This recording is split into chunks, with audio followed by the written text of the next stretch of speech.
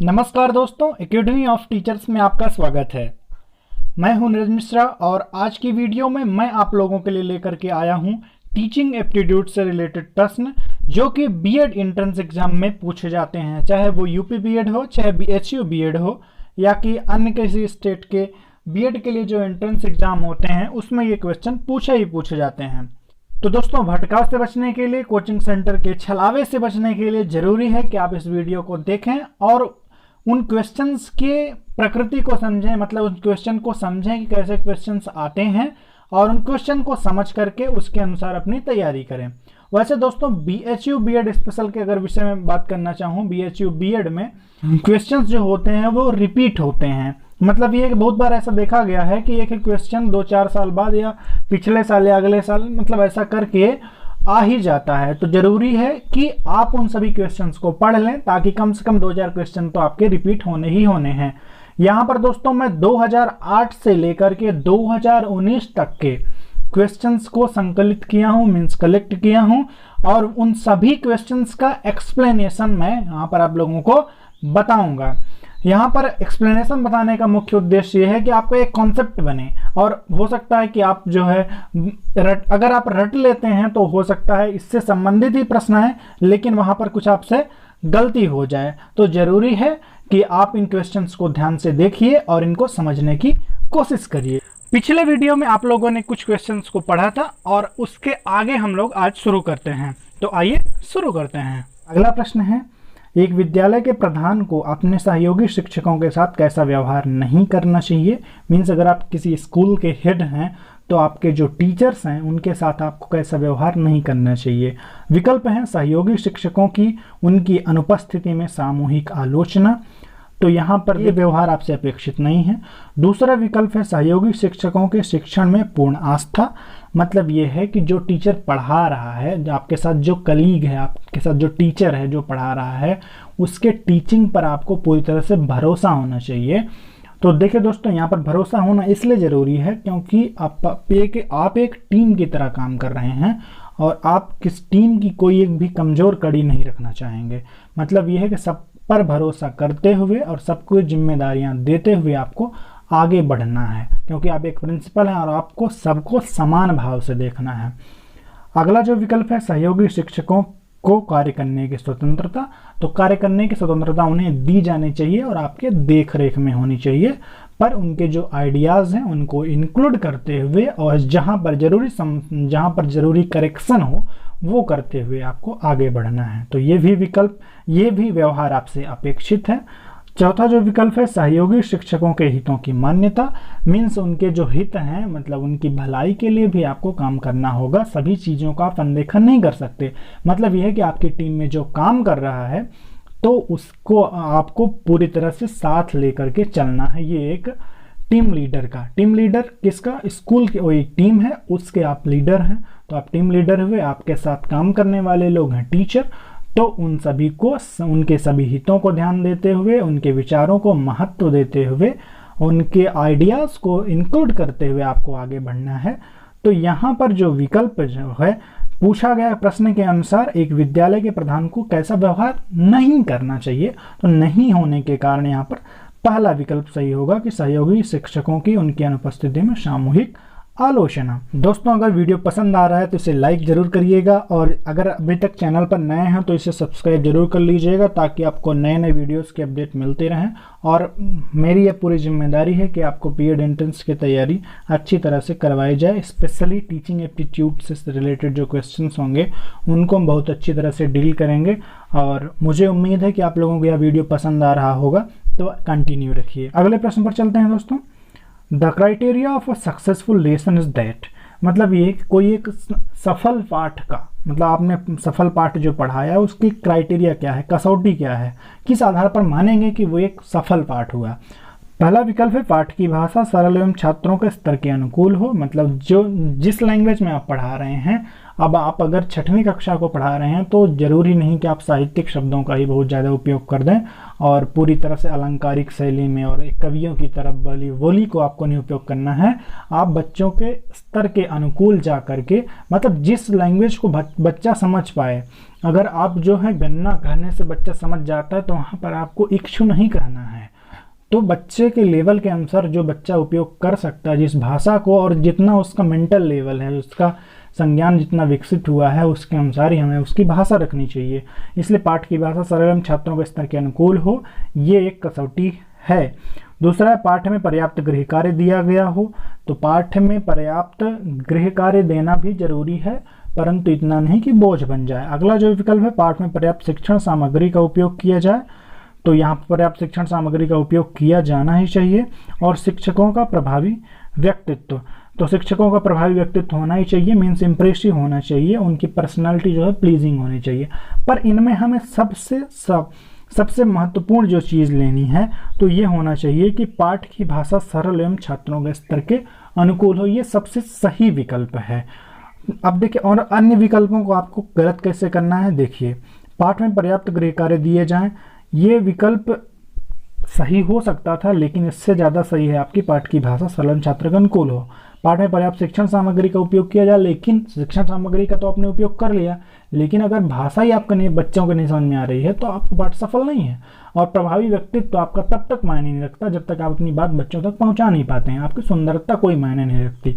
इसलिए सबसे सही विकल्प हो जाएगा पाठ की भाषा सरल एवं छात्रों के स्तर के अनुकूल हो। अगले प्रश्न पर चलते हैं। यदि आपकी एक शिक्षक के रूप में स्थायी नियुक्ति हो जाती है तो आप क्या करेंगे। मीन्स आपको एक टीचर बना दिया गया, मीन्स आप टीचर की तरह अपॉइंट हो गए, जॉब पा गए, तो आप क्या करेंगे। विकल्प है, आप उसी समय से पढ़ना लिखना छोड़ देंगे। दूसरा विकल्प है, आप अस्थायी शिक्षकों के साथ असामान्य व्यवहार करेंगे।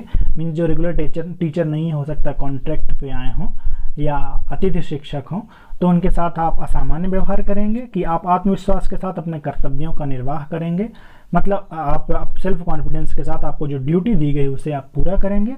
कि आप उन छात्रों से बदला लेने जिन्होंने आपको जानबूझकर तंग किया गया था, मतलब उन छात्रों से बदला ले लेंगे जब आप टीचर रेगुलर नहीं थे और आप रेगुलर टीचर बन गए, तो आपको पता है कि आपकी नौकरी नहीं जाने वाली है, तो आप चल देंगे मारपीट करने या उनको अच्छे सबक सिखाएंगे, ऐसी सोच। तो यहाँ पर यदि आप एक शिक्षक के रूप में स्थायी नियुक्ति हो जाती है, तो यहाँ पर आपको ध्यान देना है कि एक आदर्श शिक्षक वो होता है कि जो बच्चों की गलतियों को माफ़ कर दे और उन्हें बच्चा समझ करके उनकी गलतियों को माफ़ करते हुए, अनदेखा करते हुए और सही ढंग से अपने विषय को पढ़ाए। तो यहाँ पर जो चौथा विकल्प है उसको हम पहले ही काट देते हैं कि बदला लेने की कोई भावना नहीं होनी चाहिए। पहला विकल्प है, आप उसी समय से पढ़ना लिखना छोड़ देंगे। तो देखिए, शिक्षक का व्यवसाय जो है या ऐसा है कि पूरी ज़िंदगी इसमें पढ़ना लिखना होता ही है। आप पढ़ाने के पहले आपको पढ़ना होता है, और कॉपी चेक करने के पहले आपको पढ़ना होता है, या प्रश्न पत्र बनाने के पहले आपको पढ़ना होता है। दूसरा विकल्प है, आप अस्थायी शिक्षकों के साथ असामान्य व्यवहार करेंगे, ये भी आपसे अपेक्षित नहीं है। जो तीसरा विकल्प है, आप आत्मविश्वास के साथ अपने कर्तव्यों का निर्वाह करेंगे, मतलब आपको जो ड्यूटी दी गई है उसे आप करते रहेंगे, ये सही विकल्प होगा। अगले प्रश्न पर चलते हैं। विद्यालयों में विद्यार्थियों के लिए खेलकूद आवश्यक है, क्योंकि तो देखिए, विद्यालय में विद्यार्थियों के लिए खेलकूद करना आवश्यक है। क्यों विकल्प है यहाँ पर, यह उनके शारीरिक विकास के लिए आवश्यक है, मतलब उनका फिजिकल डेवलपमेंट होता है इससे। कि यह उनके शारीरिक संतुलन तथा आपसी सद्भावना के लिए आवश्यक है, मतलब कि उनका फिजिकल जो बैलेंस है वो ज़्यादा मोटे या पतले ना हो जाएं, चुस्त दुरुस्त रहें, और आपस में उनका जो है एक दूसरे के साथ हार्मनी में रहें, वो एक दूसरे से मिलजुल कर रहें, एक बच्चे आपस में। तो इसके लिए आवश्यक है। कि तीसरा विकल्प है, कुछ समय तक इससे समय की बर्बादी होती है, मतलब इससे समय बर्बाद होता है, इसे नहीं करना चाहिए। कि यह उपयोगी है क्योंकि खेल का समय आसानी से कट जाता है। तो यह उपयोगी क्योंकि खेल का समय आसानी से कट जाता है। तो देखिए, समय काटना नहीं है आपको विद्यालय में, जो है शिक्षक हो या चाहे बच्चा हो, आप समय काटने नहीं जाता, इसलिए ये विकल्प सही नहीं होगा। समय की बर्बादी आप खेल को कभी नहीं मानेंगे, और यह उनके शारीरिक विकास के लिए आवश्यक है। परंतु दूसरा विकल्प अगर हम देखें, यह उनके शारीरिक संतुलन तथा आपसी सद्भावना के लिए आवश्यक है, यह विकल्प ज़्यादा सही है। क्योंकि आपसी सद्भावना होती है, जब बच्चे आपस में खेलते हैं तो हार जीत से वो एक दूसरे से सीखते हैं। इसके अलावा जीवन के विभिन्न परिस्थितियों में जो है वो को झेलना सीखते हैं। इसके अलावा जब वो एक साथ मिल करके काम करते हैं तो उनके अंदर समूह भावना विकसित होती है, एक दूसरे से मेल जोल बढ़ता है। तो इसलिए सही विकल्प होगा दूसरा। दोस्तों, यहाँ पर आप लोगों को बताना चाहूँगा कि टीचिंग एप्टीट्यूड के जो क्वेश्चन होते हैं ये आपके ये चेक करने के लिए होते हैं कि आप सच में टीचर बनने लायक हैं कि नहीं, आप सच में वो ऐसी सोच रखते हैं कि नहीं, इसलिए ये प्रश्न तैयार रखे जाते हैं। तो जो लोग बीएड की तैयारी कर रहे हैं आप सभी, आप स्वयं को एक शिक्षक की तरह सोचें और आप खुद को, आपके अंदर कोई कितनी भी बदमाशियाँ हों, आप कितने भी बदमाश हों, किसी को मारते पीटते हों, उससे विश्वविद्यालय को कोई मतलब नहीं है। लेकिन जहाँ भी आप एंट्रेंस देने जा रहे हैं वहाँ पर आपको एक आदर्श शिक्षक बनना है, ये सोच रखिए। मतलब ये है कि अपनी सुख सुविधाओं को छोड़ करके आपको एक आदर्श शिक्षक बनना है। अब आदर्श शिक्षक के गुण आप कहीं भी सर्च कर सकते हैं। आप धीरे धीरे इन क्वेश्चंस के माध्यम से सीखेंगे कि आदर्श शिक्षक के क्या गुण हो सकते हैं। तो आइए अगले प्रश्न पर चलते हैं। यदि कोई छात्र कक्षा में हो रही चर्चा में योगदान करना चाहता है तो उसे, मतलब ये कोई, अगर आप चर्चा कर रहे हैं किसी विषय पर, आप डिस्कस कर रहे हैं, कोई अपनी बात रख रहे हैं, तो अगर कोई बच्चा उसमें बोलना चाहता है तो आप क्या करेंगे। विकल्प हैं, बिना हिचक के शिक्षक का ध्यान आकर्षित करना चाहिए, शिक्षक को ध्यान आकर्षित करना चाहिए, मतलब बिना हेजिटेशन के आप वहाँ पर ध्यान अपना लगाएंगे, जो कह रहा है उस पर ध्यान देंगे। दूसरा विकल्प है, अपना हाथ उठाकर शिक्षक के ध्यान में आने का इंतजार करना चाहिए। मतलब ये है कि अपना हाथ उठाए रखेंगे, आप ये उम्मीद करेंगे कि बच्चा जो है वो अपना हाथ उठाए रखेगा और शिक्षक का जब नज़र उस पर पड़ेगी तब जो है वो बोलेगा। तीसरा विकल्प है, मौका मिलते ही अपनी बात कह देनी चाहिए। जब कभी मौका मिले तुरंत फट से बोल देना चाहिए, कभी भी बोल देना चाहिए कि जब तक उन्हें ना कहा जाए तब तक भाग नहीं लेना चाहिए। तो यहाँ पर देखिए दोस्तों, आपको ध्यान देना है, बच्चे को आपको चर्चा में शामिल करना ही करना है और आपको बच्चे को कभी मना नहीं करना है। तो यहाँ पर जो विकल्प होगा वो दूसरा सही होगा, क्योंकि अपना हाथ उठाकर शिक्षक के ध्यान में आने का इंतजार करना चाहिए। क्योंकि यदि आप हाथ उठाकर इंतजार कर रहे हैं, इसका मतलब ये है कि आप व्यवस्था में योगदान दे रहे हैं। शिक्षक एक क्लास को मैनेज करके चल रहा है, तो जब उसको सही समय लगेगा कि अब इससे बोलना चाहिए, वो आपकी तरफ ध्यान देगा और आपके प्रश्नों को लेगा। ये एक शिक्षक के अंदर एक गुण होना भी चाहिए कि वो एक व्यवस्थित रखे अपनी क्लास को, और जब वो अपना कंटेंट डिलीवर कर ले या एक पॉइंट कंप्लीट कर ले तब वहाँ पर बोले कि हाँ बोलो तुम्हारा क्या क्वेश्चन है। तो यहाँ पर दूसरा विकल्प सही होगा, अपना हाथ उठाकर शिक्षक के ध्यान में आने का इंतजार करना चाहिए। अगला प्रश्न है, छात्रों के मन में समय पालन के मूल्य को बैठाने के लिए निम्नलिखित में से कौन सी विधि सर्वश्रेष्ठ है। मतलब बच्चे पंक्चुअल हों, इस मूल्य को, यह इथिक्स उनके अंदर हो जाए, ये वैल्यू उनके अंदर हो जाए कि हमें पंक्चुअल रहना, टाइम से रहना है। तो इसके लिए सबसे सर्वश्रेष्ठ विधि कौन सी होगी। देखते हैं। विकल्प हैं, स्वयं शिक्षकों को समय का पाबंद होना। दूसरा विकल्प है, दंड एवं पुरस्कार की उचित व्यवस्था करनी चाहिए, समय सारणी का सख्ती से कार्यान्वयन करना और सुधार के लिए छात्रों की डायरी में टिप्पणी लिखना। तो दोस्तों सबसे पहले आप लोगों को अपना अनुभव बता देना चाहता हूँ। ये जब तक आप बीएड नहीं कर लिए होते तब तक आपको लगता है कि पीट के बैठा देंगे। मतलब ये है कि मार देंगे एक झापट, सीधे से बैठ जाएगा। मतलब ये है कि आप सीधे मार पीट पर उतारू हो जाते हैं। आप ये सोचते हैं कि अगर कोई ज़्यादा चूं से चपड़ गया तो मार देंगे, चपड़ देंगे। तो ये आपको सोच नहीं रखनी है। जैसे आप प्रवेश करेंगे, जैसे आप इस कोर्स में एडमिशन लेंगे, तब आपको समझ में आएगा कि नहीं ये गलत है। और यहाँ पर आप ध्यान दीजिएगा कि जो फिजिकल पनिशमेंट है वो स्ट्रिक्टली प्रोहिबिटेड है। मतलब ये है कि आप बच्चे को शारीरिक दंड नहीं दे सकते, ये आपको कानून कहता है। तो इस बात को आप बिल्कुल टाल दीजिए कि दंड एवं पुरस्कार की उचित व्यवस्था करेंगे आप। दूसरा है, समय सारणी का सख्ती से कार्यान्वयन करना। इसके लिए मैं आप लोगों को एक उदाहरण देना चाहता हूँ। अगर कोई बच्चा जो है मजदूरी करता है या कि अपने घर के काम में हाथ बटाता है, तो वहाँ पर हो सकता है वो आगे पीछे थोड़ा हो जाए, क्योंकि उसको घर का काम भी निपटाना है, क्योंकि उसकी रोजी रोटी उससे चलती है। तो इसलिए बच्चा थोड़ा आगे पीछे हो सकता है।